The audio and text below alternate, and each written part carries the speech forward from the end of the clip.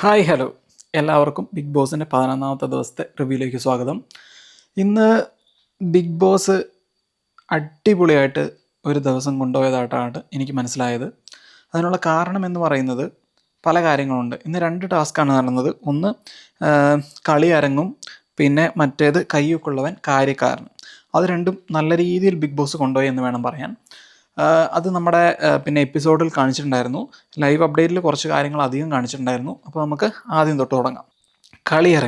കളിയരങ്ങ് ഗെയിമിനുള്ളിൽ ഒരു ഗെയിം നടത്തിയതുപോലെ എനിക്ക് തോന്നി ബിഗ് ബോസ്. കാര്യം എന്താണെന്ന് വെച്ചിട്ടുണ്ടെങ്കിൽ ഈ മിഡ് വീക്ക് എവിക്ഷനുള്ള 6 പേരിൽ അവരുടെ സഹായികൾ പല പെർഫോമൻസ് നടത്തും. ആ പെർഫോമൻസ് ജഡ്ജ് ചെയ്യുന്നത് ഈ സഹായികൾ, ആ 6 പേരാണ്. അപ്പം അവർക്ക് ആരാണോ ഫസ്റ്റ് വന്നതെന്ന് ഡിസൈഡ് ചെയ്യുകയാണ് ഇവരുടെ ടാസ്ക്. അതിൻ്റെ ഉള്ളിൽ ഒരു ഗെയിമുണ്ട്. കാര്യം എന്താണെന്ന് വെച്ചിട്ടുണ്ടെങ്കിൽ ഇവർക്ക് ചൂസ് ചെയ്യേണ്ടത് ഇവരുടെ വേണ്ടപ്പെട്ടവരുമുണ്ട്, അല്ലാത്തവരുമുണ്ട്. അതിൻ്റെ അകത്ത് ചൂസ് ചെയ്തെടുക്കണം. അപ്പോൾ എന്തായാലും അതിൻ്റെ അകത്തൊരു രസച്ചർച്ച വരും. അത് ഈ ഗെയിമിലും കാണാനുണ്ടായിരുന്നു, പ്രത്യേകിച്ച് അനീഷ് ഉള്ളതുകൊണ്ടും പിന്നെ മറ്റ് ചില ഫാക്ടർ ഉള്ളതുകൊണ്ടും മിന്നിൻ്റെ ഫാക്ടറൊക്കെ അതിൻ്റെ അകത്ത് വന്നിട്ടുണ്ടായിരുന്നു. സോ അത് അടിപൊളിയായിട്ട് പോയി. പിന്നെ കളി അരങ്ങിൻ്റെ അകത്ത് എനിക്ക് ഏറ്റവും ഇഷ്ടപ്പെട്ടത് ഏതാണെന്ന് വെച്ചിട്ടുണ്ടെങ്കിൽ പിന്നെ അക്ബറിൻ്റെയും അനുമോളുടെയും തന്നെയാണ്. അതായത് സരിക ചേച്ചീൻ്റെയാണ്. അവർക്ക് തന്നെയാണ് ഫസ്റ്റ് കിട്ടിയത്. പക്ഷേ സെക്കൻഡ് തൊട്ട് എനിക്ക് അഭിപ്രായ വ്യത്യാസമുണ്ട്. സെക്കൻഡ് കിട്ടേണ്ടിയിരുന്നത് അപ്പാണീൻ്റെ ടീമിനാണ്. പക്ഷേ അവർ കുറച്ച് എടുത്തുചാട്ടം കാണിച്ചെങ്കിലും ശരിക്കും പറഞ്ഞിട്ടുണ്ടെങ്കിൽ സെക്കൻഡ് കിട്ടേണ്ട അവർക്കായിരുന്നു. തേർഡ് കിട്ടേണ്ടത് അനീഷിൻ്റെ ടീമിന്. ഫോർത്ത് കിട്ടേണ്ടിയിരുന്നത് നമ്മുടെ ഒനീലിൻ്റെ ടീമിന്. ഫിഫ്ത്ത് കിട്ടേണ്ടിയിരുന്നത് പിന്നെ രേണുവിൻ്റെ ടീമിന്. പക്ഷേ രേണുവിൻ്റെ ടീമിന് സെക്കൻഡ് കിട്ടുകയാണ് ചെയ്തത്. അതെന്നെ അത്ഭുതപ്പെടുത്തി.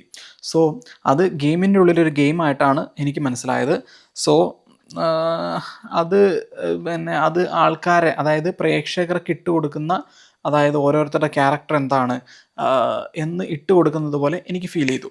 സോ അതാണ് ഗെയിമിലുള്ള ഗെയിം എന്ന് പറയുന്നത്. അതിനുശേഷം ഒരു കാര്യം കൂടെ നടന്നു.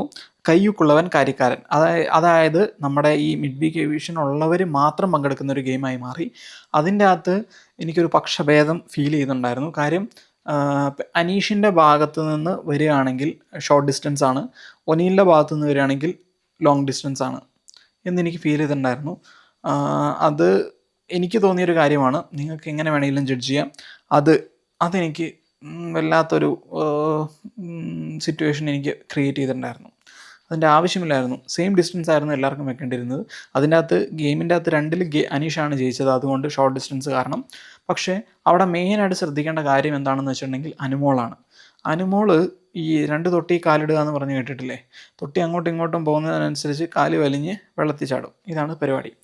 അനുമോൾ അങ്ങനെ ചെയ്തോ എന്നെനിക്ക് സംശയിക്കേണ്ടിയിരിക്കുന്നു. ഇന്നലെ അനീഷിനെക്കുറിച്ച് കുറ്റം പറഞ്ഞ ആൾ ഇന്ന് ചേട്ടൻ വിജയിച്ച് നന്നായി എന്നുള്ള രീതിയിലായിരുന്നു പുള്ളിക്കാരിൻ്റെ പെർഫോമൻസ്. അതായത് അനുമോൾക്കൊരു ക്യാരക്ടർ ഇല്ലേ എന്ന് ചിന്തിക്കുന്ന ഒരു അവസ്ഥയായിരുന്നു എനിക്ക് തോന്നിയത്. പിന്നെ അനീഷ് നല്ല രീതിയിൽ തന്നെ ഗെയിം കളിച്ചു. പുള്ളിക്കാരൻ അതുകൊണ്ട് തന്നെ നമ്മുടെ മിഡ് വീക്ക് എവിക്ഷനായ നമ്മുടെ താൽക്കാലികമായി പുറത്തേക്ക് പോകുന്നതിൽ നിന്ന് ഒഴിവാവുകയും ഒരു താരപരിവേഷം കിട്ടി. അതായത് അനീഷിനെ ഫോളോ ചെയ്യുന്നവർക്ക് ഒരു താരപരിവേഷം കിട്ടി. കാര്യം എന്താണെന്ന് വെച്ചിട്ടുണ്ടെങ്കിൽ ഏറ്റവും ടോപ്പിലിരുന്ന ഒനീലിനെ താഴെ അടിച്ചിട്ടിട്ട് ഒനീലും നമ്മുടെ ശാരിക KB ആണ് നമ്മുടെ താൽക്കാലികമായി പുറത്തേക്ക് പോയത്. അപ്പം സ്വാഭാവികമായിട്ടും അനീഷിന് ഒരു താരപരിവേഷം ഇന്ന് കിട്ടിക്കാണും അനീഷിൻ്റെ ഫാൻസിനുള്ളിൽ. പിന്നെ കൂടാതെ ഈ അപ്പാണി ശരത്ത് പല കാര്യങ്ങൾ ഇന്ന് ഡിസ്ക്ലോസ് ചെയ്തിട്ടുണ്ടായിരുന്നു. അത് ഏകദേശം എല്ലാം പിന്നെ ശരിയായിട്ടാണ് എനിക്ക് ഫീൽ ചെയ്തത്. കാര്യം അനുമോളുടെ കാര്യം ഒന്ന്. അനുമോൾ ഇന്നലെ ഭയങ്കര കുറ്റം പറഞ്ഞിട്ട് ഇന്ന് അപ്പാണി അനീഷിനെ പിന്നെ പുറകെ പോയിട്ട് സംസാരിക്കുന്നതായിട്ട് ആണ് കണ്ടത്. പിന്നെ അപ്പാണി ഇന്ന് നല്ല രീതിയിൽ ഗെയിം കളിച്ചിട്ടുണ്ടായിരുന്നു പിന്നെ കളിയരങ്ങിൻ്റെ അകത്തൊക്കെ. പക്ഷേ നിർഭാഗ്യവശാൽ പുള്ളിക്കാരന് പുറകോട്ട് പോകേണ്ടി വന്നു. അതുകൊണ്ട് തന്നെ പുള്ളിക്കാരനെ സപ്പോർട്ട് ചെയ്യുന്ന ഫാൻസിന് ഒരു കുറച്ചും കൂടെ ഊർജ്ജം നൽകുന്നതായിട്ട് എനിക്ക് ഫീൽ ചെയ്തു. പിന്നെ പറയാനുള്ളത് എന്താണെന്ന് വെച്ചിട്ടുണ്ടെങ്കിൽ മേ ബി അനുമോള് അനീഷിനെ സപ്പോർട്ട് ചെയ്യാനുള്ള കാരണം പുള്ളിക്കാരൻ എവിക്ഷൻ ഇല്ല. അപ്പോൾ അനീഷിന് കിട്ടേണ്ട വോട്ടൊക്കെ അനുമോളിന് കിട്ടുമെന്ന് ചിന്തിച്ച് കാണും. ഒന്നും പറയാൻ പറ്റില്ല. ബിഗ് ബോസ് ആണ്, എന്ത് സംഭവിക്കുമെന്ന് കണ്ടറിയാം. പക്ഷേ ഇപ്പം ഷാനവാസിനെ പോലെ തന്നെ ഞാൻ കരുതുന്ന ഒരാളാണ് അനുമോൾ. സോ നമുക്ക് നാളെ കാണാം. ബാക്കി പത്രം. Thank you for watching.